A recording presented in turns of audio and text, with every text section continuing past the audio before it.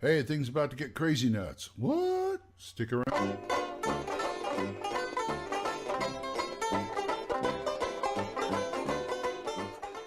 Hi, folks. Old Man Grognard here. And today we are going to talk about Lands of Lunacy.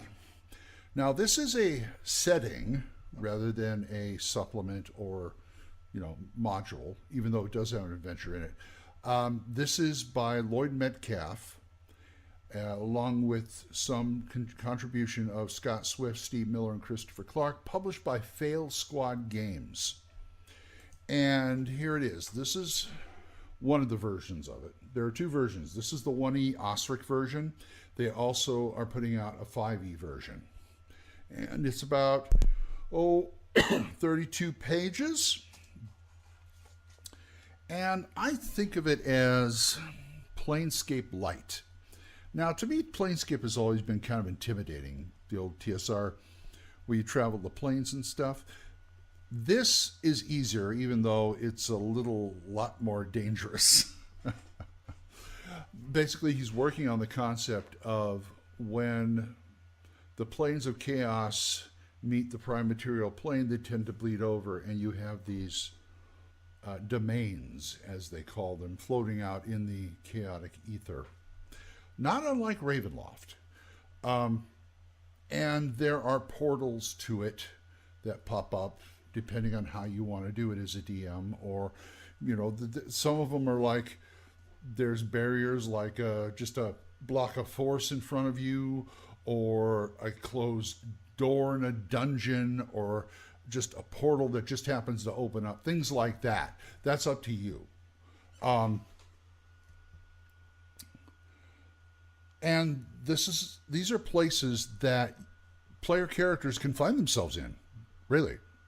To me, it's just as dangerous as something like Planescape, but it's a lot easier to deal with because it just kind of, I'm not saying it leaves a lot up to the game master, because it helps a lot in here to decide how to use this. They also have a system for sanity in here, because going to these other lands, lands of lunacy, will mess with your sanity. It can mess with your sanity.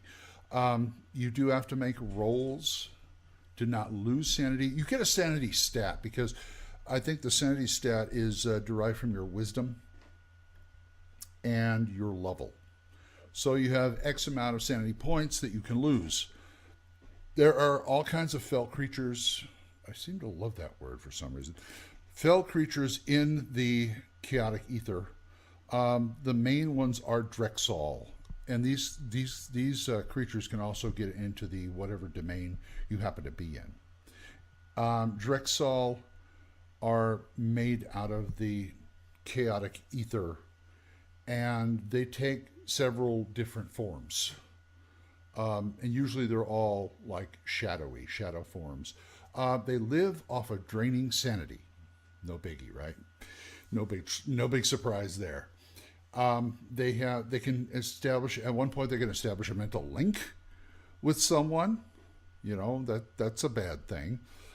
They can cause indeterminate amounts of, and there are charts on like temporary sanity, indeterminate sanity, severe sanity, total insanity, etc., etc., etc. So that's something you have to be aware of. I'm sure there's also artifacts that protect your sanity. There's one in the adventure they have in there. And that's just one of the things you have to watch out for. They give you some guidelines on, what kind of worlds you can come up with and things like that. And the adventure does point you in the right direction, which is good. Here's a look at the book. Here's a look at some of the pages of the book. It's a straight up, very neat, tight 2-column. I couldn't find any typos. There wasn't any typos in this thing. It was great. Lloyd writes in a very clear, concise manner. I like this. And see, there's one of the charts. That's they have things that can happen to. This is outside of the sanity thing, because that's like a more severe thing. This is a chart for Lands of Lunacy.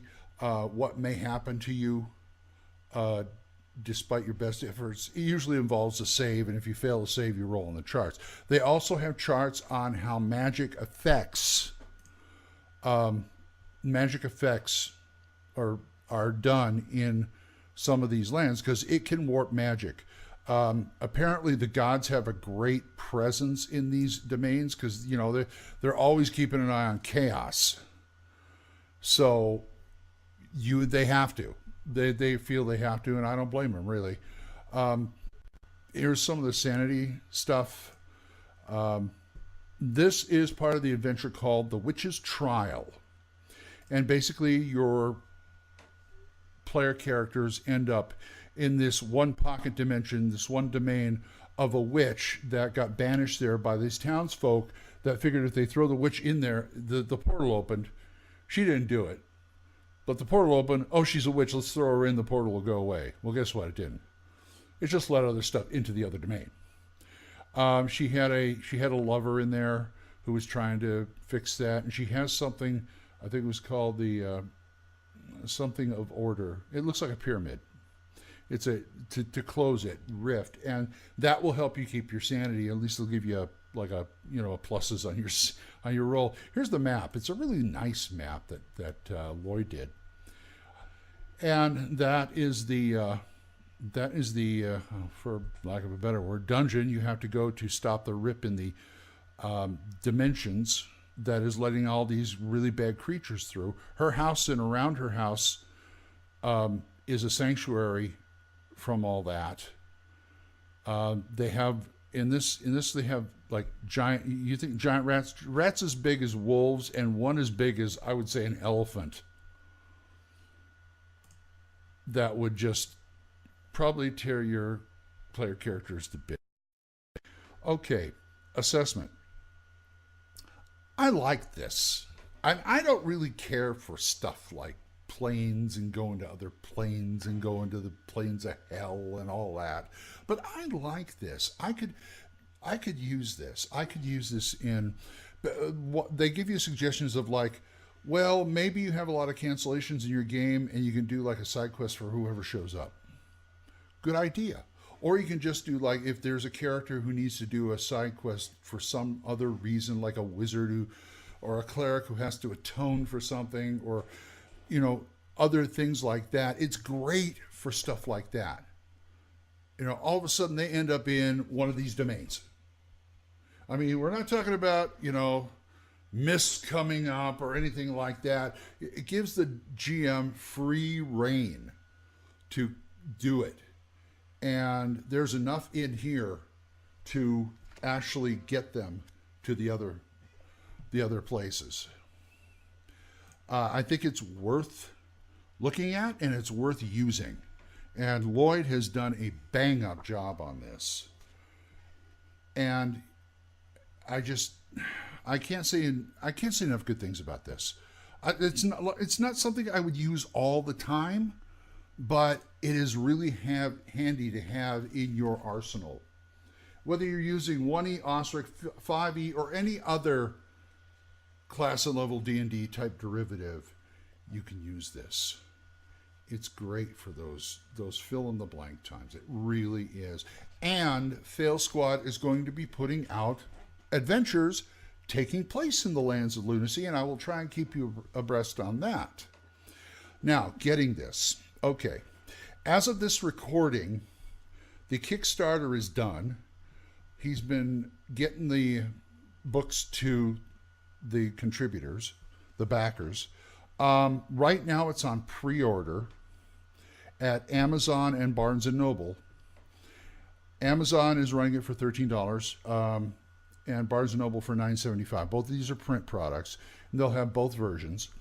But you can also buy it on the Fail Squad Games site, and I would really, appreciate it, and, go to the Fail Squad Games site and buy it. So, Lloyd put a lot of work in this, and he did a bang-up job, and that just goes right into his pocket without the Amazon charge and all that kind of stuff. And it's worth it. I want to see him put out more stuff. He's already put out some really good stuff.